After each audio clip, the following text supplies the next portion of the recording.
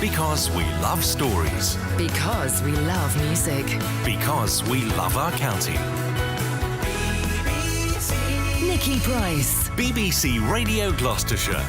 But first of all, if you've got or have had a sporty child, you may know all about ferrying them to and from various competitions and tournaments. And you'll also know it costs money. And for some families, it can just cost too much. But a Gloucestershire charity is aiming to help those families who are struggling to fund their children through all the competitions. Fiona Carter is here from Cass and Friends, and two aspiring athletes in the studio as well. We've got Kaya D and Amy Lane. Kaya is a runner and Amy is a cyclist. Hello. Hi. Hi. Hello, Fiona. Hello, hi. Welcome to the studio. So Fiona, you've got some budding athletes and cyclists here in the studio. You've got lots more athletes that you help as well. So just tell us a bit about the charity. Well, the charity was set up really just to help athletes who are really talented at their sport and really want to do well. They're gritty, they're determined, they do lots of training. And because they're so determined to do well, they've become really talented and are now competing nationally and internationally. And once you start competing at that level, the costs become can become prohibitive for some families. And so we really wanted to help with costs of equipment and coaching and travel expenses, accommodation that's required if you're travelling internationally. And so that's why the charity was set up. It does get very expensive, doesn't it? Because the further you go in all these competitions, from local to regional to national level, they're further away. Yes. You've got to get there. And as you say, you've got to stay overnight and there's equipment to buy too. Absolutely. So, yes. So recently, Kaya, she won a cross-country championships, and then the following weekend was racing in Ireland.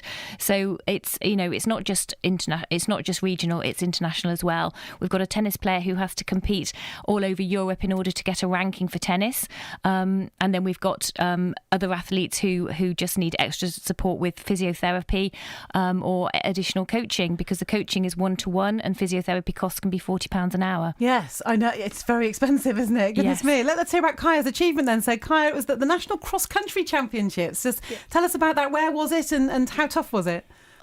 I don't know where it was. You don't know where it was? Was it very far from here? I think it was about 2 hours. Was it? It was in Leeds. Okay. Yeah. And how tough was it in that It was particular... quite a hilly course, yeah. Yeah. And you did really well, though, to win. And Amy, tell me about your cycling as well. Where have you competed? I've competed all over the country. I think the furthest away I've competed was in Ayr, and that was a national 10-mile time trial. Wow, amazing. And how often are you competing in these races, sort of a long way from home? I normally compete every weekend.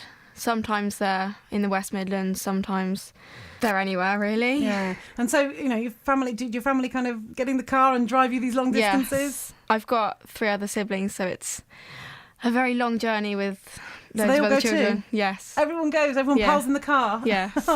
And what have the costs been like for you to get to all these places? They've been astonishing. They've kind of varied. Sometimes it can be £20 in petrol and then £20 in entry fees, and it's only a half an hour race.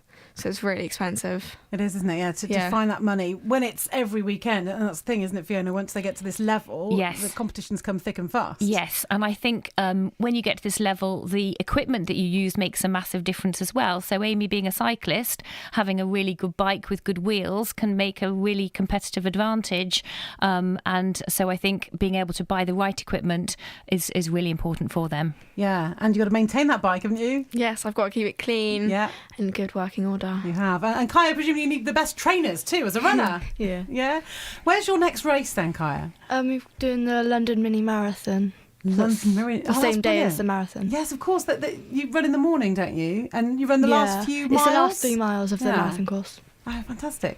Because I remember the days, Fiona, when it used to be the children from the London boroughs who used to do that. Yes. And I used to watch in the Midlands thinking, it's a bit unfair on everyone else. Yes. But now you can compete wherever you are in the country. You can, and I think Kaya's been one of 6 selected from the southwest, so she's done amazingly well to get into that. And it'll just be an amazing opportunity to race on the same course that all the other elite athletes and everybody else who's winning the London Marathon on the 28th of April will be doing. What an opportunity. That's fantastic. Brilliant stuff. Well, we'll have another chat in the next few minutes, find out more about the other athletes that you're helping as well. So the charity's called Cass and Friends, helping aspiring young athletes with all the costs, as you're hearing. There are plenty of them associated with getting to regional and national level.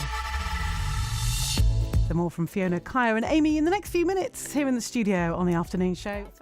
We've got Fiona Carter, we've got Kaya and Amy in the studio as well, from the charity Cass and Friends, which supports aspiring athletes. And Fiona, I know you've made a big long list there of all the athletes that you support. And there we've got an athlete and a cyclist here in the studio, but you're taking on a darts player and a fisherman. I mean, all sorts of sports are covered. Yes, we do. So we've got 200-metre sprinters or 200-metre sprinters. We've got a tennis player. We've got a trampolinist called Billy. We've got a cricketer. And yes, we're just about to take on a fisherman, a darts player and a hockey player. Wow, that's pretty much everything covered, isn't yes, it? A real mix. Wow, and how do you decide who to take on? Well, it really depends. It's really down to finding athletes who are so determined to do well. They have to have the right attitude for the sport. They have to demonstrate a level of commitment and dedication to it, but also it's the level that they've achieved. So they're normally sort of national and going on to international level, and with a need for some financial assistance.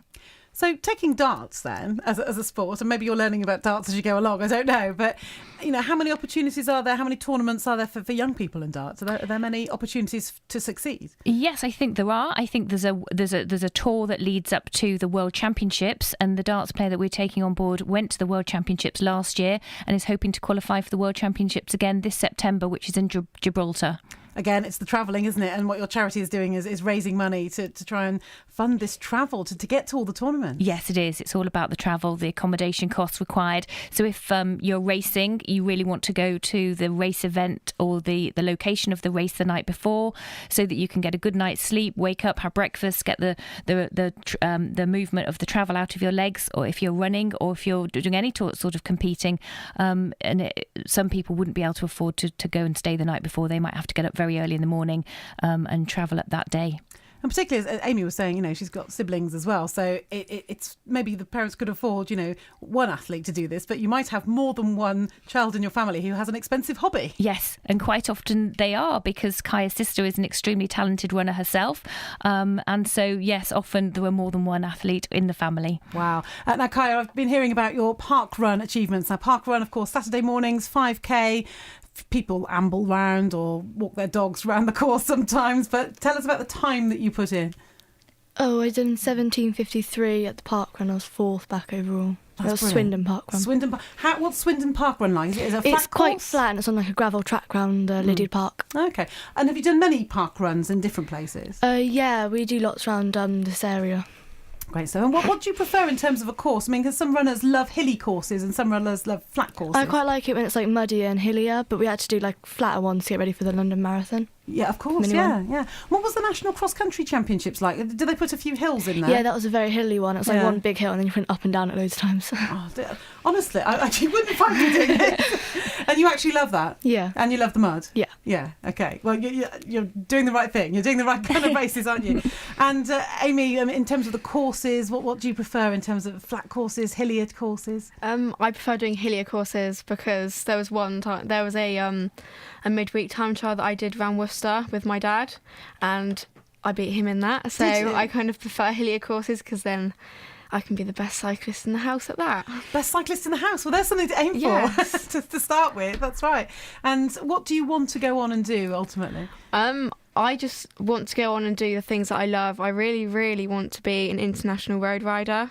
So getting into a professional team and travelling all over the world. Yeah, and actually, Fiona, you've got someone who's done that already. We've got 3 athletes that are no longer with us because we support athletes from the age of 12 to 18. Kasarina is one of those, and she's a triathlete, and she's now a GB elite triathlon, in the elite triathlon squad. And Jack Mundignano, he's our cyclist, and he's now cycling for Spanish team in Spain. So we're encouraging the children to pursue a career in sport and hopefully achieve the ambitions that they're setting out to achieve right now. That's brilliant. And if people want to, fundraising is key to what you're doing because you can't do this without fundraising. So do you hold big events during the year? How do you go about raising the funds? Yeah, we've done quite a few sort of pub nights and pub suppers and big parties because we've only been a charity since September 2017. So initially it was sort of asking friends and family for donations and support and to come to the events that we were running. But now we're applying for charity grants, and we're also going to local councillors for charity funding. And we're also going to the schools where the children that we support from the various schools, asking them to do non-uniform days for us so that we can raise money that way. Oh, that's always good, isn't it? So if people want to get in touch and find out more, how can they get in touch? Well, if they want to get in touch, it would be amazing. And the charity is Cass and Friends, and the website is cassandfriends.org. Cass and Friends, fantastic. Well, let us know how they all do. I'd love to know how you do. Tell me about the London Marathon. Drop me an email, Kaya. Let me know how you do. Very exciting. And good luck, Amy, with all your next races as well. And Fiona, well, we'll keep in touch and find out how everybody gets on. Thank you very much. Thank you. Good to see you in the studio. That's Fiona, Kaya and Amy from Cass and Friends, a new charity, as you heard, relatively new charity set up in Gloucestershire to help aspiring athletes from all sports. So you've got your running and your cycling, but also fishing and darts, hockey, all sorts of sports covered. And it's just to help the young athletes with all those extra expenses.